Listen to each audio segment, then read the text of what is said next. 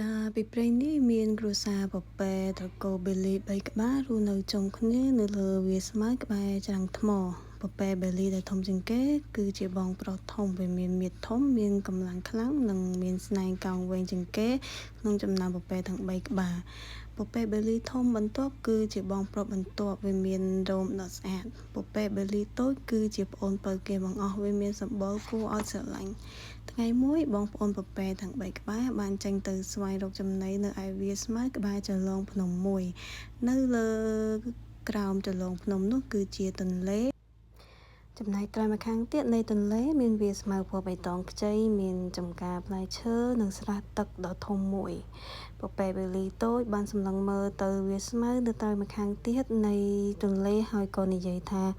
ខ្ញុំឃ្លានណាស់ខ្ញុំចង់ញ៉ាំផ្លែប៉ោមធំនៅក្នុងចំការផ្លែឈើនោះពពែបេលីបន្ទាប់និយាយបន្តខ្ញុំក៏អញ្ចឹងដែរវាស្មៅនៅខាងយើងនេះមិនសូវល្អទេហើយក៏មិនសូវមានរសជាតិដែរពពែបេលីធំនិយាយមើលនៅទីនោះមានផ្លែបឺរីវាមើលទៅពិតជាឆ្ងាញ់ខ្លាំងណាស់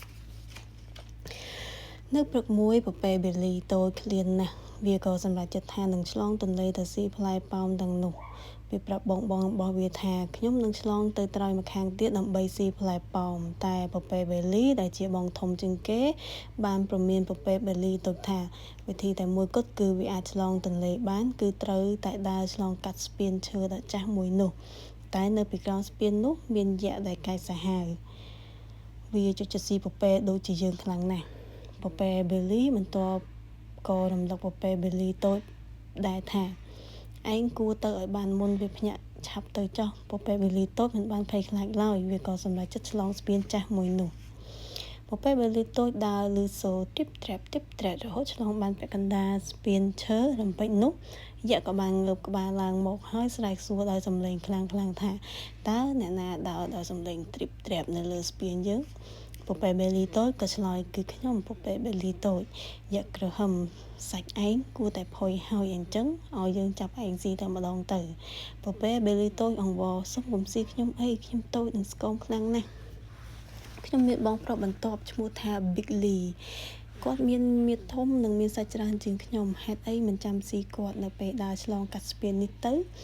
ក្សគិតមួយសន្ទុះក៏ឆ្លើយអូខេឯងអាចទៅបាន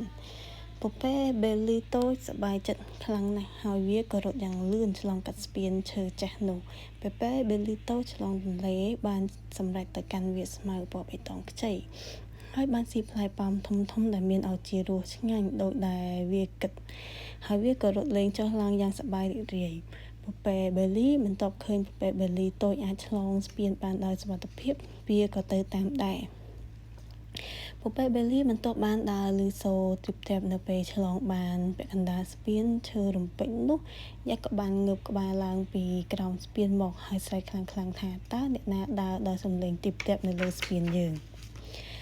ពពែបេលីបន្ទាប់ក៏ឆ្លើយថាគឺខ្ញុំជាពពែបេលីបន្ទាប់យក្សក៏ក្រហមដោយសំឡេងខ្លាំងថាពពែធំបន្ទាប់សាច់ច្បាស់ជាមានក្លិនឈ្ងុយហើយតែពពែបេលីបន្ទាប់ក៏អង្វរថាសុំកុំស៊ីខ្ញុំអីខ្ញុំមានមាឌតូចសុទ្ធតែរោមនិងស្គមណាស់ខ្ញុំមានបងប្រុសឈ្មោះថាពពែបេលីធំគាត់មានមាឌធំនិងសាច់ច្រើនជាងខ្ញុំហេតុអីលោកមិនរងចាំស៊ីគាត់ពេលគាត់ដើរឆ្លងកាត់ស្ពាននេះទៅ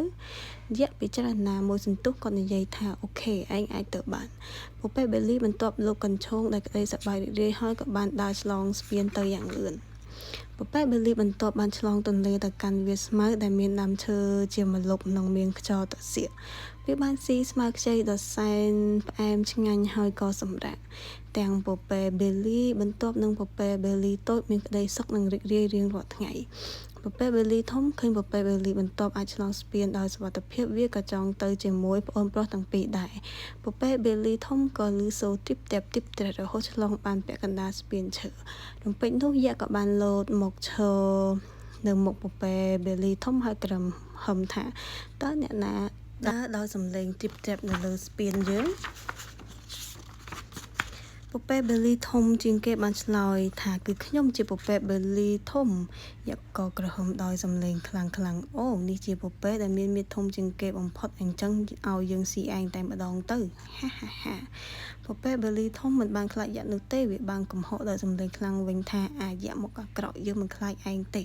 យើងនឹងឆ្លងទៅត្រើយម្ខាងទៀតនៃទន្លេយ៉ាក់ឈរពេញទំហឹងនៅលើស្ពានហាក់សម្ដៅទៅរកពពែបេលីធំតែពពែបេលីធំបានអោនក្បាលដំដងស្នែងកោងវែងចុះក្រោមបន្ទាប់មកវាក៏បានបោបុកកំទេចយ៉ាក់ជាមួយនឹងស្នែងដ៏កោងរបស់វាធ្វើឲ្យយ៉ាក់ធ្លាក់ចូលទៅក្នុងទន្លេ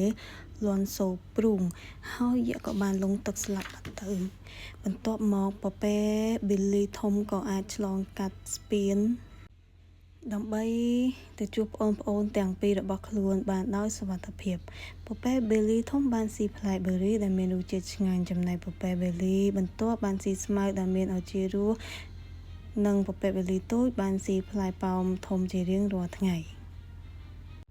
ពពែបេលីទាំង3ក្បាលក៏បានរស់នៅជុំគ្នាដោយក្តីរីករាយនៅលើវាលស្មៅចាប់តាំងពីពេលនោះមក